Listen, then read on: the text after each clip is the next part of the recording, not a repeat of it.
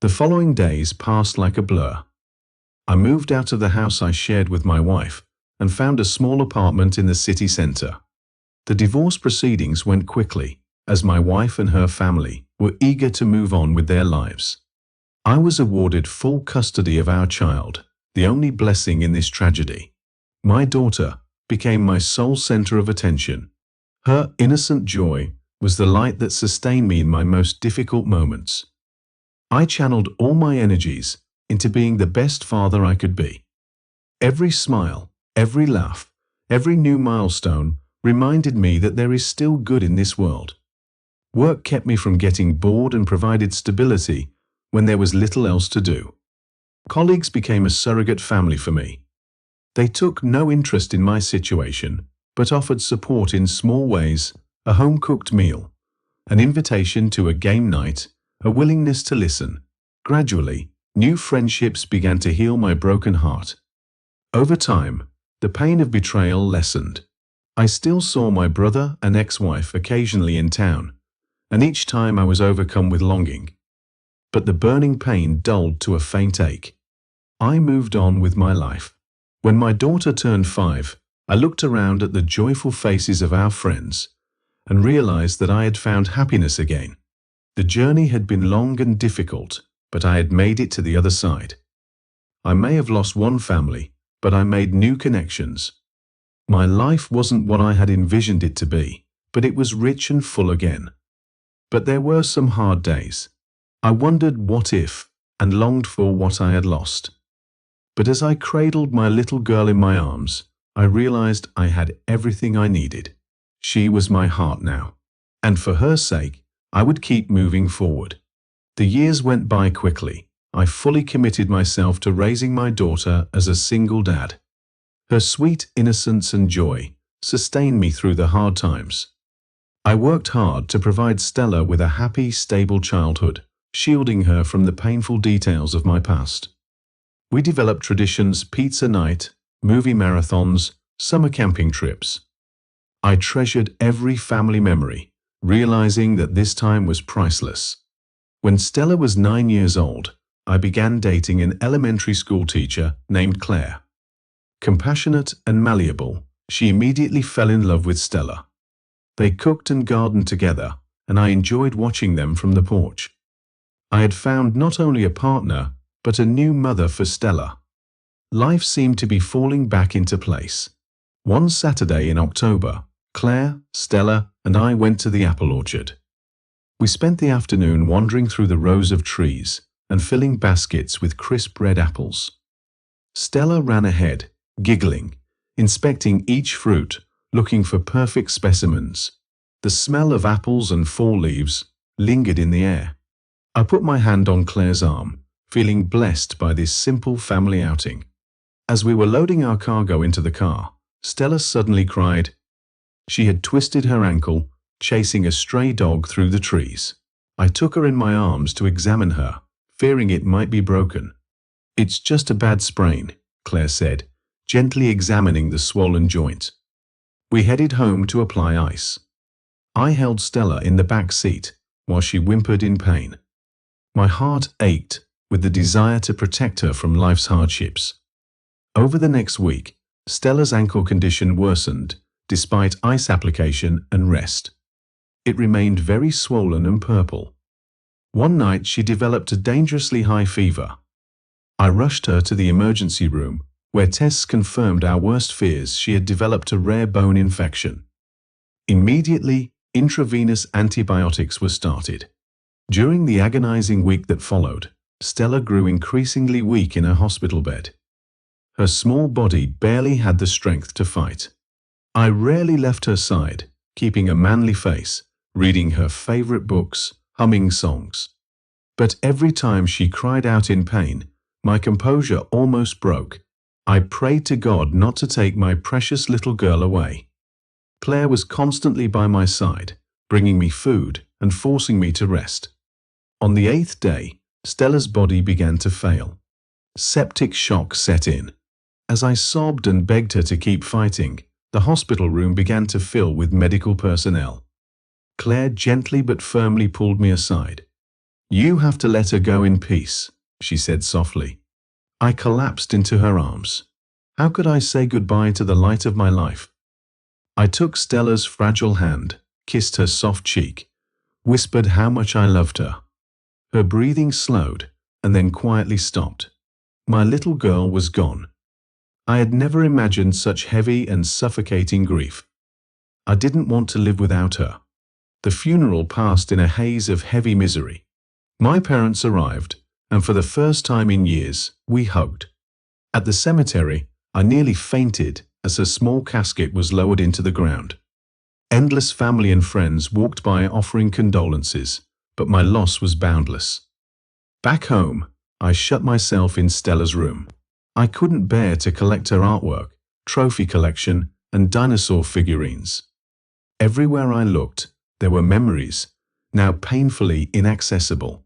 Curled up on her bed, I sobbed until I had no tears left. Week after week crawled by. I returned to work, but could barely function. Claire gently advised me to attend a support group for grieving parents. The meetings helped, but only a little. Other parents talked about learning to live with the emptiness. But I couldn't accept such an empty life. The day Stella would have turned 10, I decided to end my pain. I wrote goodbye letters to Claire and my parents. I swallowed an entire bottle of pills and lay on Stella's bed, cradling her favorite soft animal. Holding my breath, I prayed for us to be reunited. Darkness gently engulfed me. I regained consciousness when I heard a steady beeping sound. The bright hospital lights blinded me. Claire was sitting by my bedside, crying silently. I had hoped to see Stella again, but instead it only prolonged my suffering. Claire insisted that I start seeing a psychologist. At first I refused, but eventually I went, if only to ease her soul.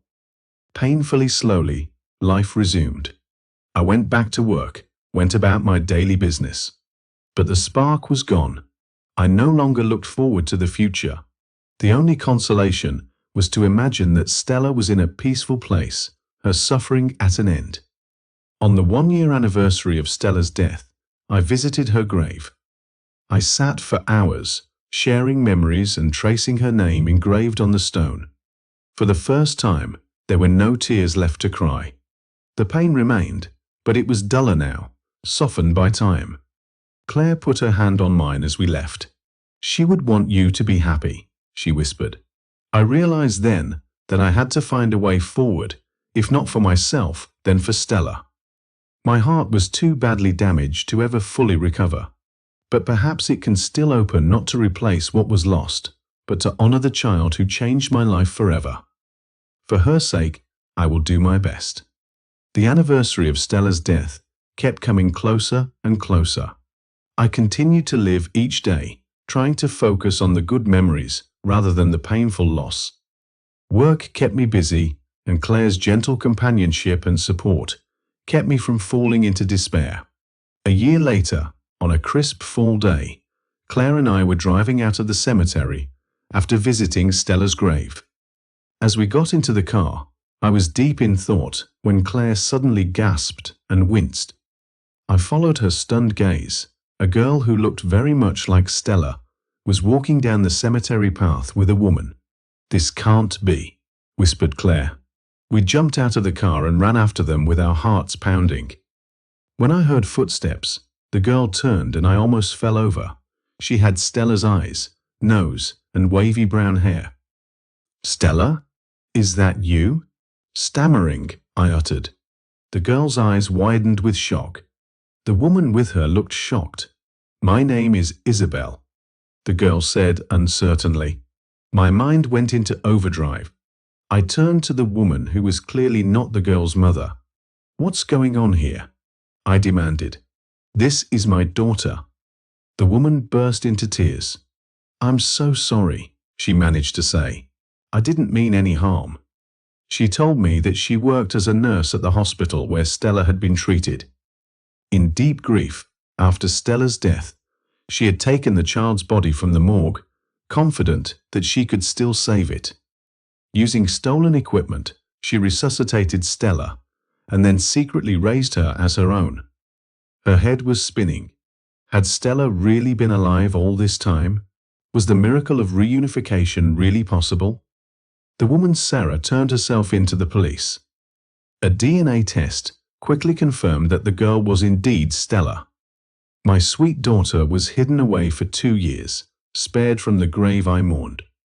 The long journey of reuniting and restoring Stella's true identity began. She was stunned to recognize her true family. I was happy, but at the same time felt guilty imagining her confusion. The day Stella came home permanently, she happily threw herself into my arms. "I missed you so much, Daddy," she whispered. Tears streamed down my smiling face as I finally embraced my daughter. Our lives had changed forever. Stella's return was like a resurrection, a second chance. The pain of her absence was finally able to fully heal. My greatest wish had come true. My baby was safe, happy, and exactly where she was supposed to be. Our family was whole again. My head was spinning as I tried to comprehend the miracle unfolding before me. After years of agonizing grief and pain, my beloved daughter was somehow standing before me, alive.